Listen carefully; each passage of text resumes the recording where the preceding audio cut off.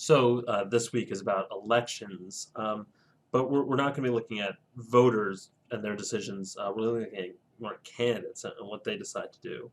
The hardest part, if you decide as a sort of an individual that you want to run for, say, Congress, the hardest thing that you're going to have to do is figure out how you're going to A, raise money, uh, and B, get your name out there, right?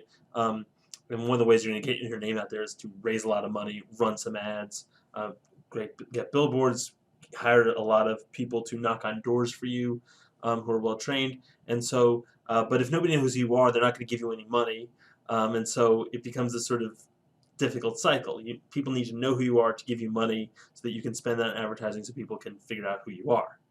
Um, so one of the questions is, can we use social media to increase our name recognition with the hopes that that will help us either A, give us essentially free advertising so people can learn who we are, or B, get us money to help us buy pay advertising.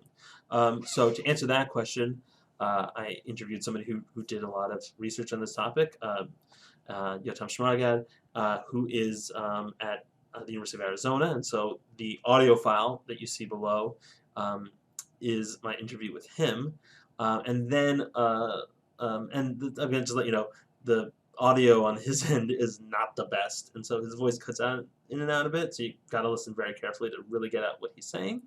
But then there's also another YouTube clip that talks about essentially how do campaigns use social media to target voters, right? So this is sort of slightly different than what Yotam's talking about. What Yotam is talking about there is how, as a candidate, does social media essentially make me go viral so that people know who I am, right? What the news story is talking about is, assume I have some money and I can buy advertising, and I buy the advertising on social media. How do I target the best voters, and how do I get my name out there, right? So that's what the two things that you're supposed to pay attention to this week are about.